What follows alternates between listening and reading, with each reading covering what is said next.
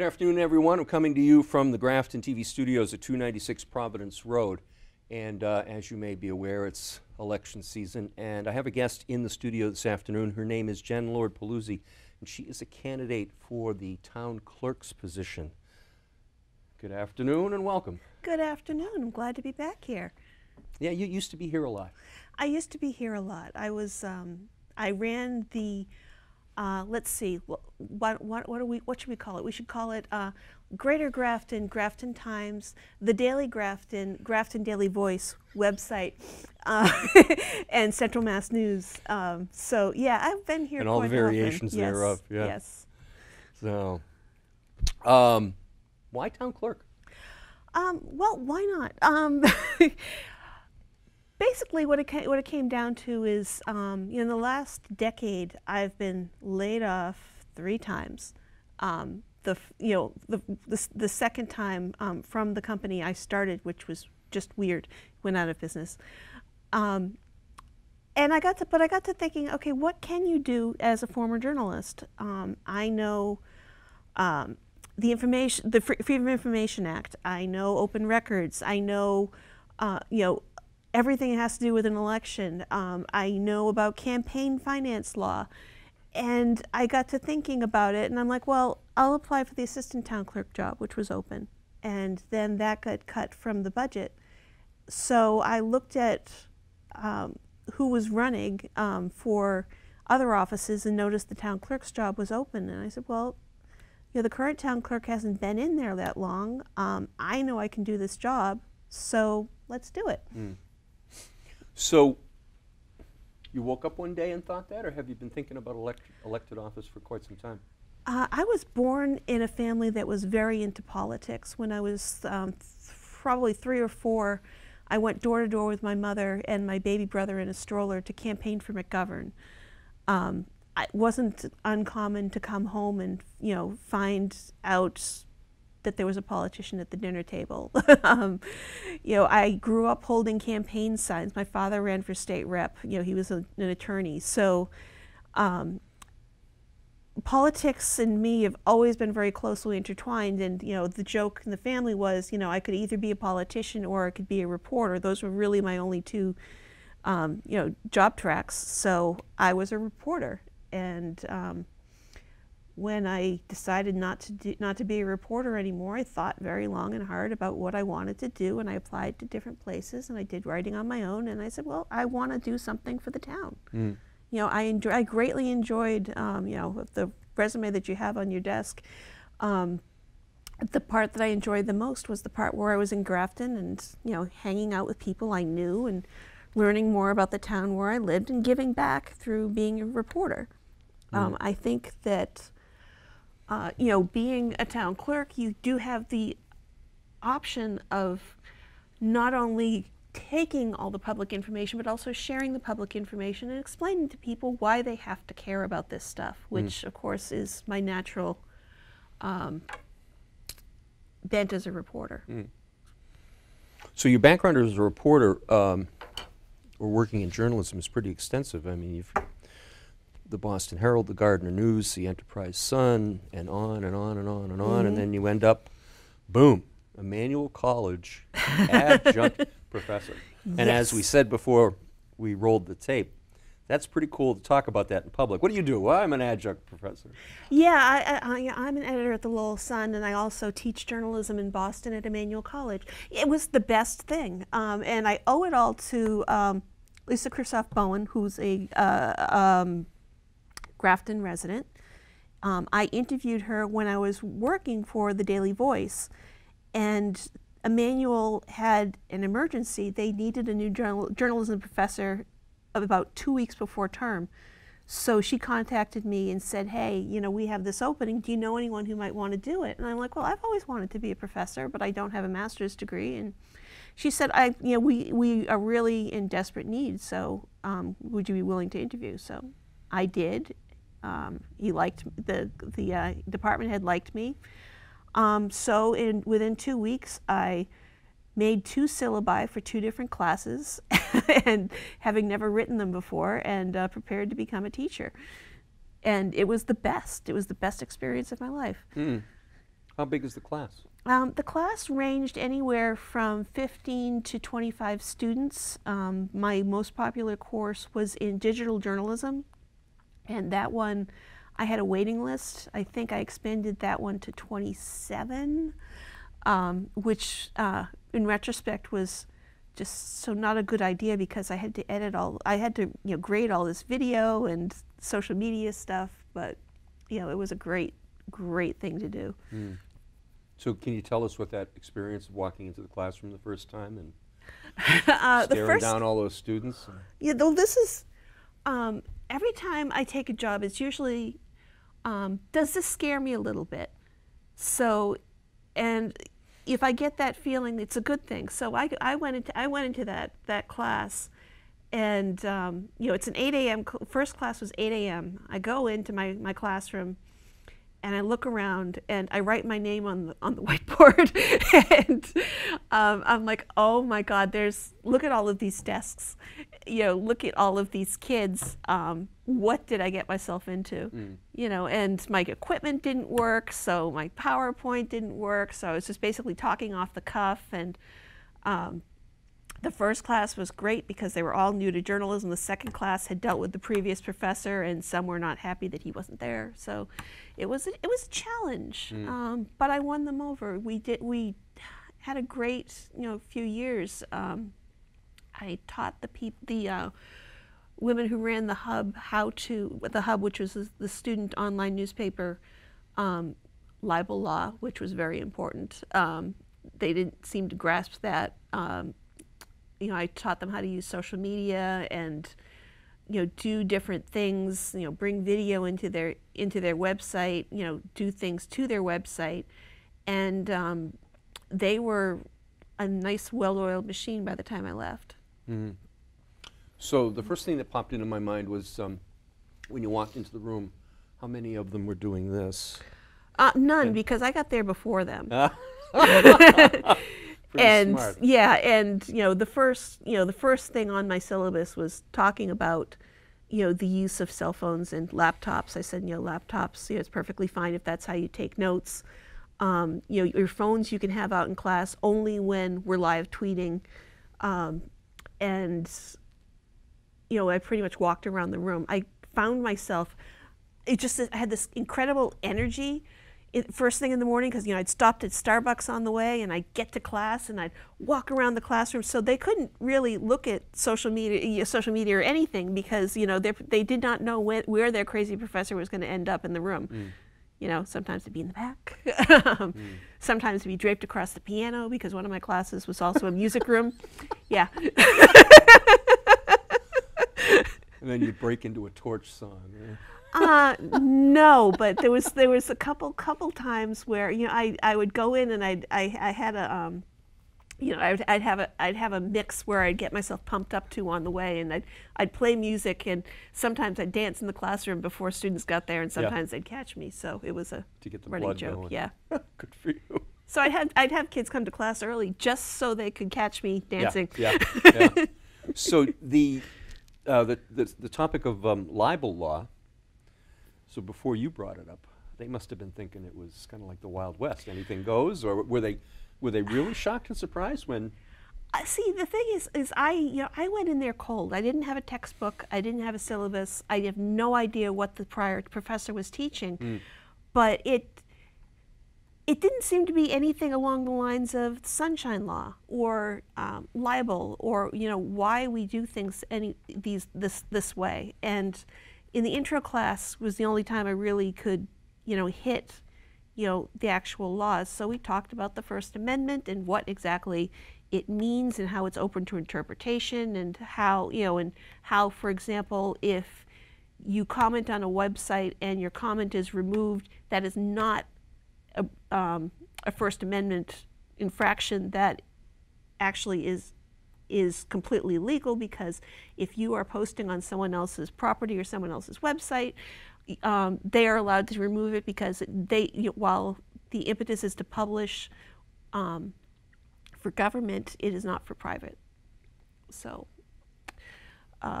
with government, it's different. You're supposed to be open. The government is paid for by the people for the people, so you need to make sure that, for example, that meeting minutes are filed, including executive session minutes. I was kind of surprised when I was, just looking through the website because, being a digital journalist, I love online, and it didn't appear that some of the BOS executive session minutes were all there or even been voted on. There's just, things that maybe people aren't keeping track of or don't want to keep track of. You need to have someone who stands there and goes, okay, this is public. We need to have this public. We need to have this online. It needs to have stuff accessible. Yeah, yeah. How does the family feel about your new ambition? Husband and the kids?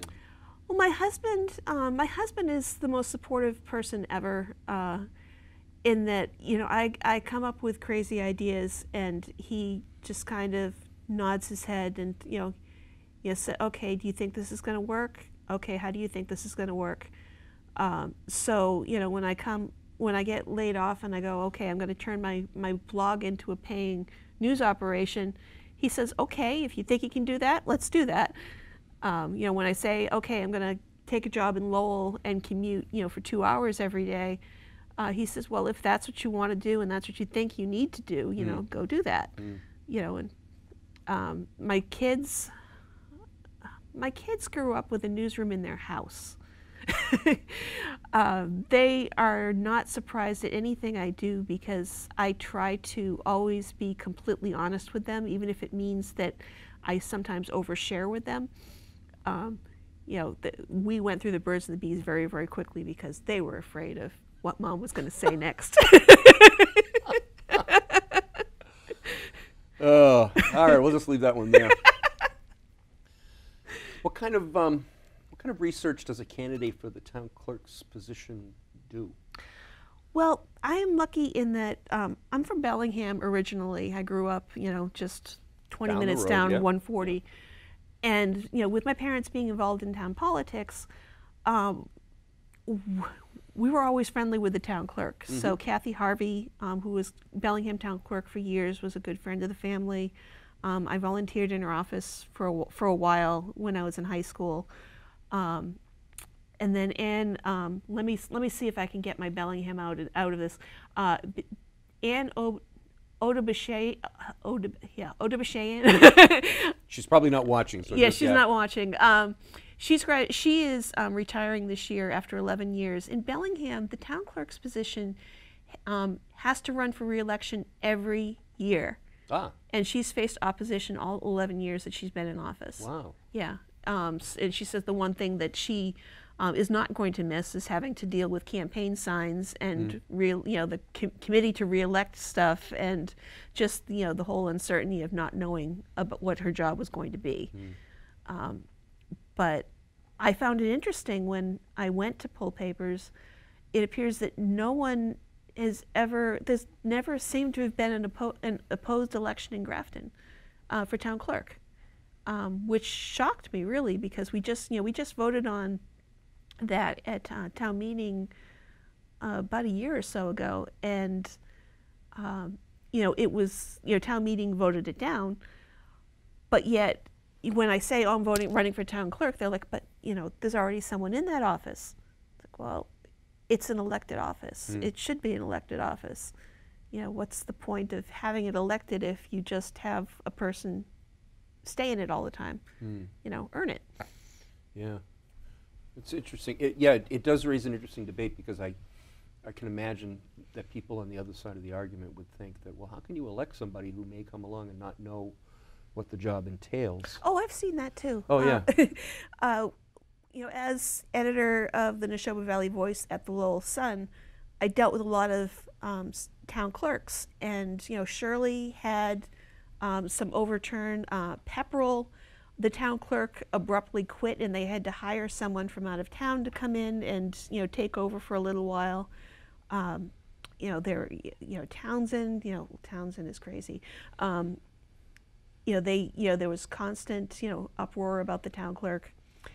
And Yeah, it's a political office, and I'm kind of surprised, when it is elected in Grafton, that it hasn't been a political office. Mm.